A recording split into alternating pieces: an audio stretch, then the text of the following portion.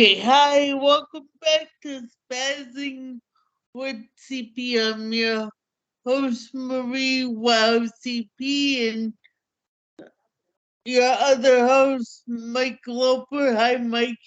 Hey Marie, how you doing? Good, what's up? Not me.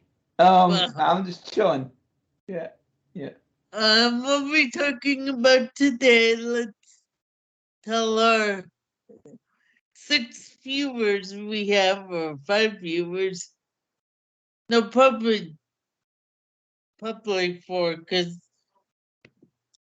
two of the likes on our YouTube channel are you and me. So it's probably Yes, guys. Please sub and share. Help us get going. Yes. yes. We're also on TikTok, Insta, Pinterest, um, and probably soon to be Facebook, because Facebook is popular. And it's all spazzing with CP, right, Marie? Yes, Yes. I think my my Pinterest page is called Creative Lyrics on the Roll, because it's just like my whole thing is creative lyrics on the roll. So Yes. like I put a lot of my music and my poetry on there. So, Yes. but, Well, so today's topic we're gonna be talking about living on your own with a disability. Yes. eh. Yes. And it's not as easy as we all thought it would be Right. when we finished living, but living on our own, and we live on our own. It's not anything like the fantasies we had. Like Mike, I know you've been living on your own for over a decade now. Right. But before you lived on your own, let's just admit to everyone, before we lived on our own, what was in our heads? Like, what was the fantasy about living on our own versus the reality of living To on our own? to be honest with you, I thought it was gonna be really simple. I thought I was just gonna be able to go out, open up the newspaper, find an apartment like everybody else, and just move right in. And it was gonna be all handicapped accessible. Not the case. Yeah.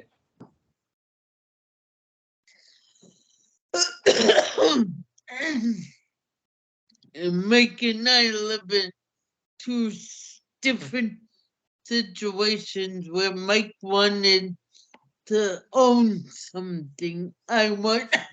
Yes.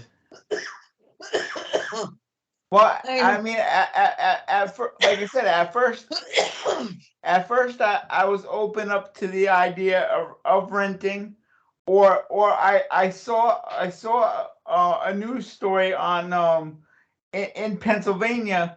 A lot of people were doing add-ons for their elderly parents or whatever, and the add-on only cost like 25,000 or whatever, right? But I looked into doing that here in Connecticut on my parents' house, and like all the contractors wanted like $100,000 or more to do, and I was like, I can't afford that.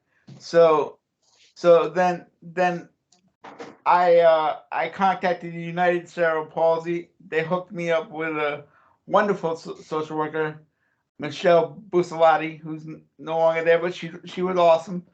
And we came up with, we tried to raise the money to get the addition built onto my parents' house. but we couldn't raise enough for that. After 2 years, we raised about $10,000, and then we put my name on all kinds of assisted living apartments in the area. I was on the waiting list the whole 2 years, and no callbacks, none at all, no callbacks at all of available apartments in over 2 years. And then finally, when I thought, oh, I'm gonna have to give up, and I'm gonna be living with my parents forever, I said, you know what, I'm gonna check my credit, because my credit might be good. I pay my bills. That's the one thing I do. Is, despite what Marie says, I'm not that cheap. I'm good with my money. Yeah. Yeah, he's good with his money when he wants to be. Right. But when he takes a girl out, he's cheap. Again, we'll get to that in a future episode, but not today. No. Good. All right. Anyway, so we ended up going with Plan C. It turned out I had good credit. The woman I was engaged to at the time, she had good credit, and she was also disabled, and she was looking to move out of her parents. So we Michelle hooked us up with a real estate agent. It took us forever to just find like a condo that was like somewhat handicap accessible, and we found about 5 or 6 in the area, and we settled on the one that I ended up getting, and yeah, I've been here for almost 11 years now. But like even the one I found, like it needed a lot of work, especially in the bathroom and stuff. They had a tub. I had a whole roll-in shower put in. I had to have the handicap bars put in. So that's where the $10,000 went, was to make adjustments to the kitchen and the bathroom and stuff. Now, can I ask you something? Yeah. Who do you hold the title to your house, or does someone hold it for you? Right now the bank does. For the next 20-something years. Yeah, but how does that affect your what I'm trying to get is, how does that affect your like Social Security, or are you on SSI, or are you on SSDI? I'm on SSDI, and they cannot hold the value of one piece of property or one vehicle against you. So yeah. And I'm the other way, because I'm on SSI. I can't have anything in my name. I can't even get married, or everything would be taken away from me. I always heard that too, but I heard a few years ago that the government changed the whole married law thing. With SSI? Because SSDI and SSI are totally different things. Because SSI and SSI, you can't not have anything in your name whatsoever. And with SSDI, like you said, you could own one car and one house. Right. And to me, like that makes no sense. Like you're telling a person that they legally can't own like a piece of property, or they legally can't get married to someone they love. I mean, what the hell? That's the difference between you and me, is that as much as I wanted to look for my own condo like Mike is in, I couldn't because of my SSI, because I can't own anything in my name. Well, So my question is then why don't you collect SSDI? You should be. it was the way I was put on SSI at 18, and I stayed on SSI. I my parents, your mother also had a state job, right? Yeah. My parents never had state jobs. They had city jobs. So I it mean, could be because of what your parents were under when they retired. but I mean, uh, there should be paperwork that you have cerebral palsy and it's a lifetime thing. It should just be few clicks Did of the you a few clicks of the oh, key. A social worker should be able to change you over. did you work at all in your lifetime? Yes. For how many years? About 6 years. Yeah, it didn't work. Maybe if I had 2 good years of a job. Yeah. I didn't really work in my life. Had I had a job after I graduated college. No, after I graduated high school, I had a job. Yep. And after I graduated college, I had 2 jobs that probably equaled out to a year and a half. Yeah. If I was you, I would go down to the Social Security office and be like, why ain't I on SSDI? I could ask, but I wouldn't know where to ask, You go to the Social Security office. That's where you go. Yeah. So, but so in my case, why I had to do, because I knew I couldn't own the house.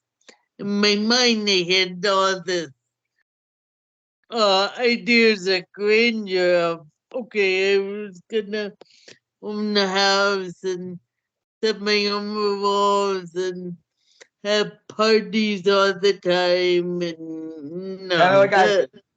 Yeah. Mike did, but I didn't. I went to one of Mike's parties, and I think we were, he had a UCP party at his house one time, and We had a Christmas party at my house. Yeah, yeah, it was a hell of a good time. that was probably one of the best UCP outings that we ever had. Because it was the only one with booze. That's No, why. no, no, no, no, we Oh wait, did. oh no, there was the time at the bowling alley too. Yeah. No, and there was a time at the casino when they took us to see the fireworks, Oh yeah, yeah, and you're then right. Shannon's Yes. like, yeah, I'll never take you guys again because all you guys were doing was dancing to the bar up there and getting drunk. And I'm like, Right. no, no, we weren't. But really, we were. Right. But so I put my name on the list, and I put my name in 3 spots that I wanted. And then COVID hit. And honest to God, 9 months after I put my name on the list, and then probably within the first 3 months of COVID, my letter came in to say they had an apartment for me. So I went with my mom to check it out, and it happened to be the apartment I am in now, and I it happens to be in it happened to be my first choice on my list. Well, It that's good. happens to be in an area where I could walk wherever I want to walk. I'm living like right by a green, so I can walk up to the green, and I have my bank, I have my gym, I have a couple coffee houses, I have a couple bars, I have everything in my fingertips, and all I have to do is walk outside of my apartment. Right. You No, know, that's like with me. Like I told you, Michelle had me on a bunch of lists and stuff, and and yeah, but and luckily when I did go searching for my own condos, this was the one that I really wanted because this was the one. It was all on the first floor. All the other ones, all the other ones, you needed an elevator for, and all the other ones. Every time I went to go look at them a second or third time, there was something wrong with the elevator. Some of the times, and I was like, "Oh boy, this is gonna be a problem if I move into these other ones." So I'm so glad that I ended up where I ended up, and like you said, I'm close to the center of town. I'm not that far from everything, and I wasn't that far from where my parents actually lived, the next town over. So it actually worked out perfect where I ended up. You know, so what town did you grow up in? You I grew up in the town you live in right now, no, right? my parents lived in New London. Oh, okay. Yeah, I'm now in Waterford. Yes. Yeah,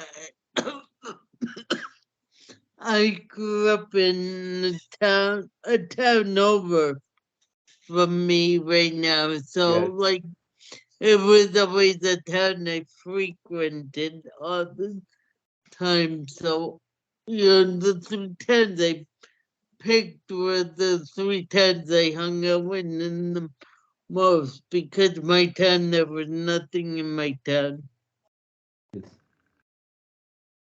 But yeah, and there's been ups and downs to living on my own, and but and like there's times like when my mom passed away, like because you said like my SSDI was linked to her.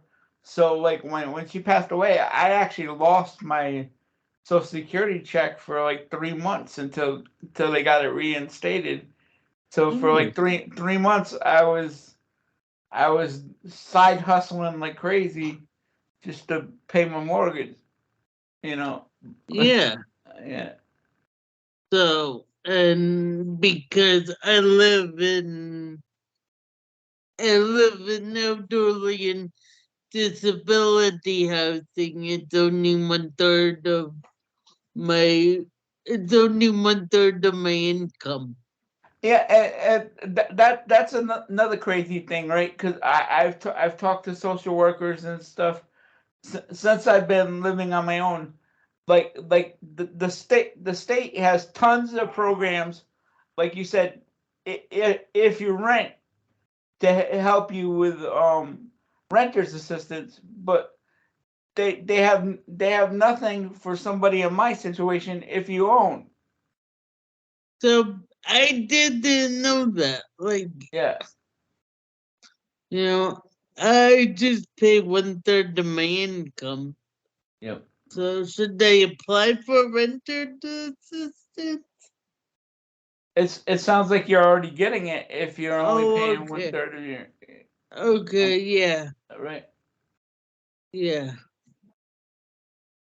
So, but unfortunately, what happened to me was like I said, my letter came in moving.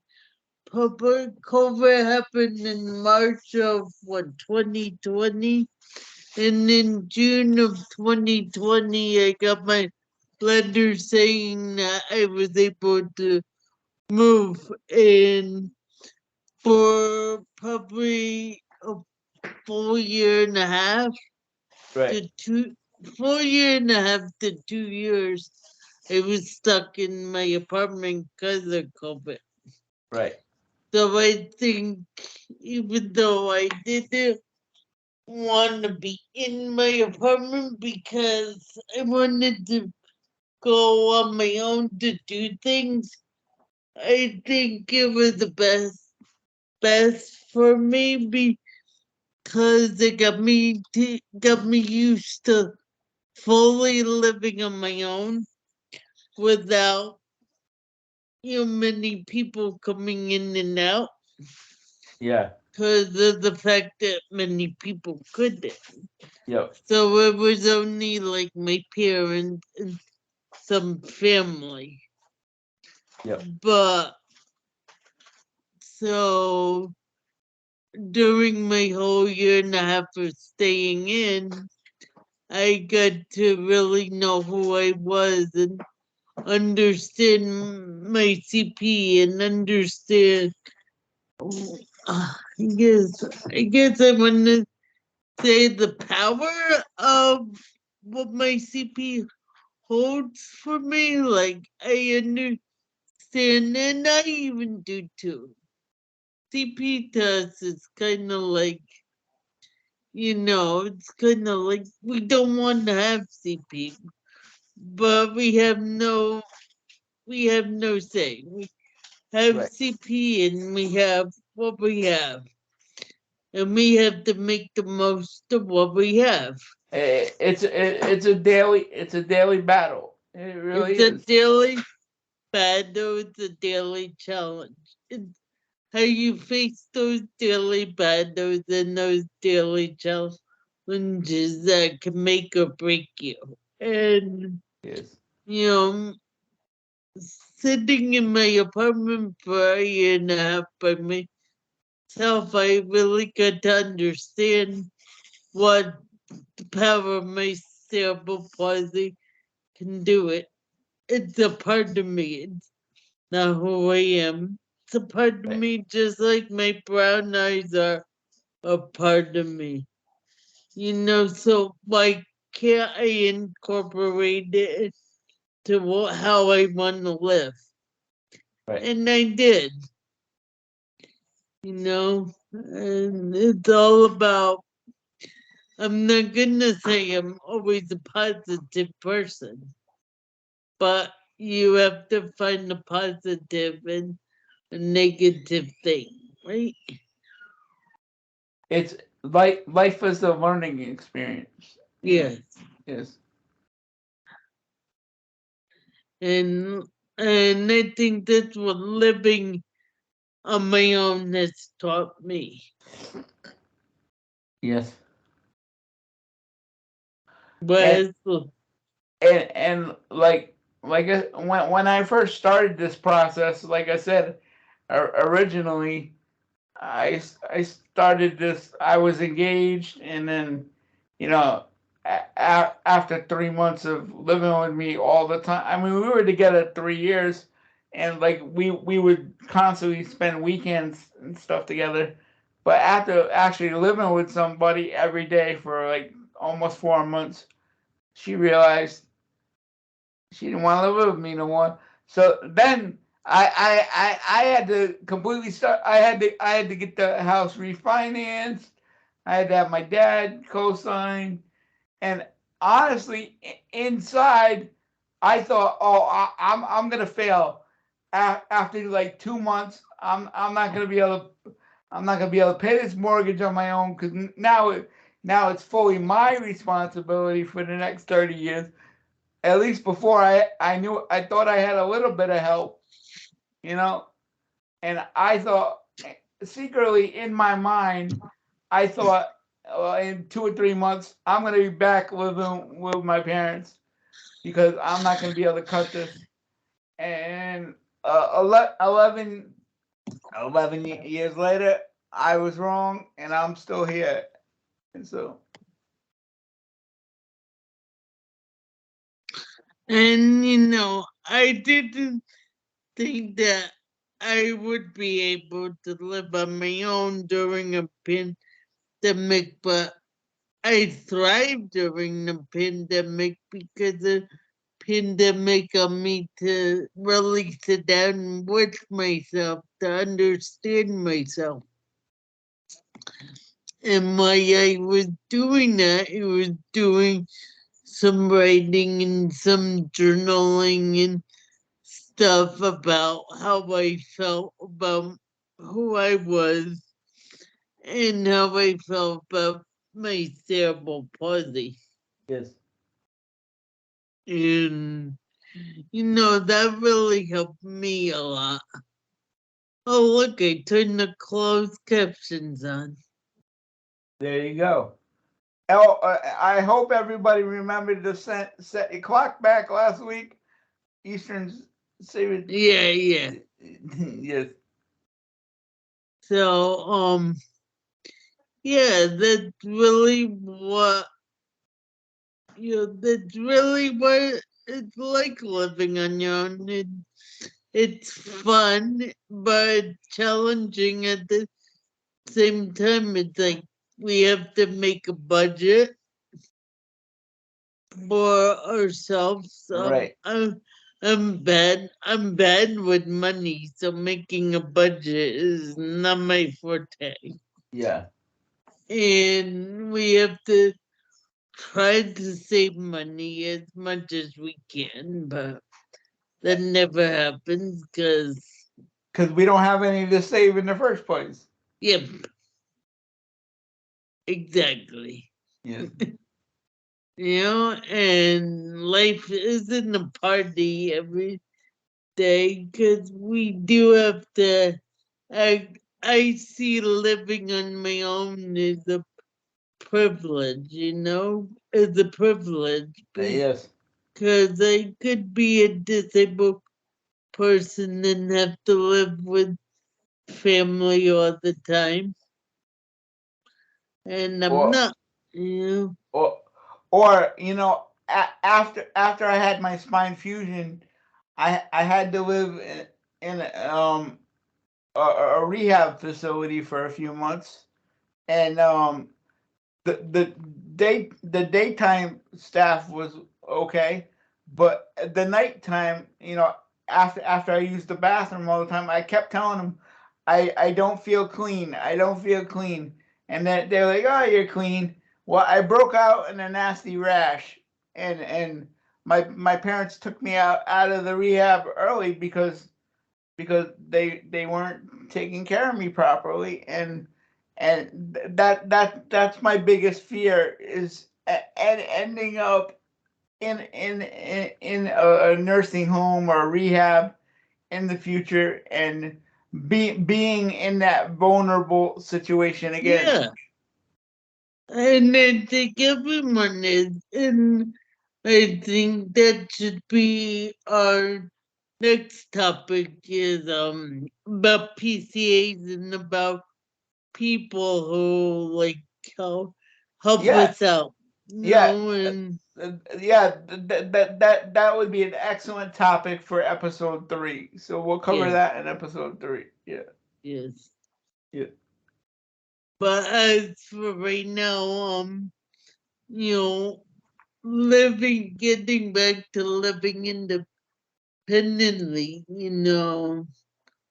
we always have to make sure that where we place things is where we could reach them and not fall over them or get stuck on them. Yes, that's like that's why like you see I have things in containers over here on the bed, like my snacks and such things, so so that way I can get to them when I need a snack late at night or early in the morning, things like that, you know. Yeah. And it's you know it's all about being sensible on how you live. And you know the ideas that you might have in your mind right now, if you're still living at home, are probably good ideas for your mind, but not good ideas in reality.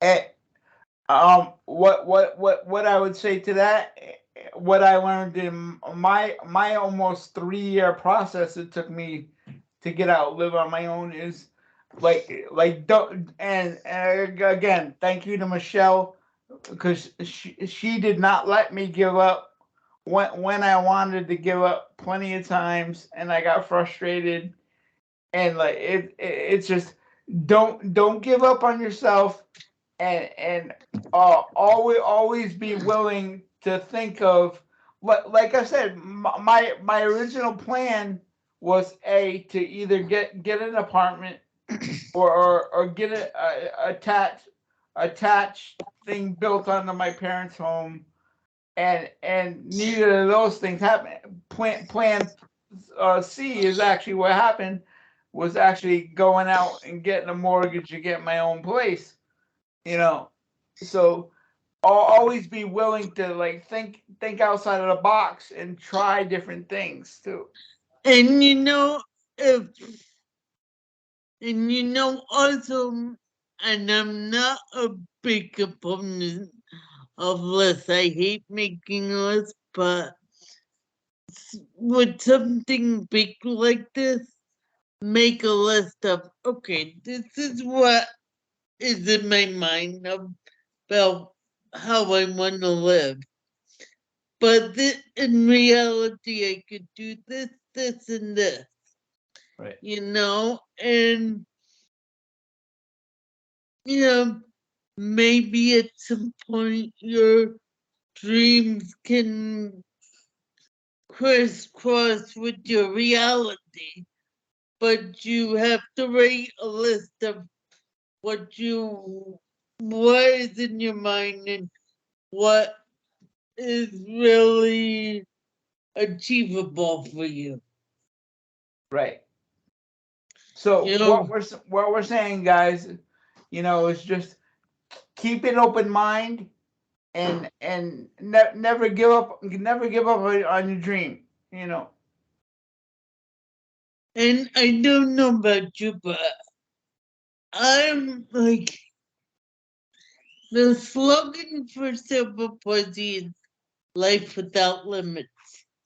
And yes, that's a good slogan, but in my mind, life without limits is not an attain, an attain, not an attainable goal, Right. because your CP is always gonna limit you, whether you have CP, different disability, or just an average person without a disability. There's always gonna be something that limits you, There, whether there's yeah, there's always going to be obstacles in your way. and you just have to make those obstacles work for you. Right.